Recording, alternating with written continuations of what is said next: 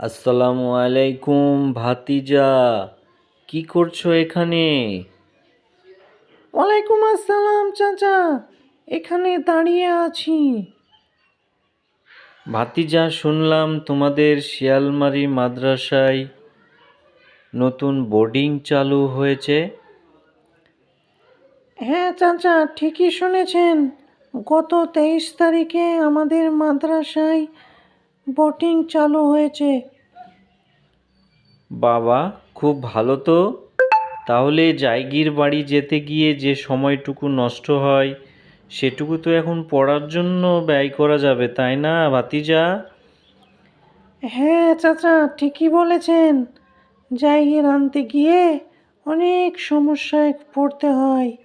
রাস্তায় দুর্ঘটনা, তারপরে ধরুন সময় নষ্ট। তার জন্য খুব ভালোই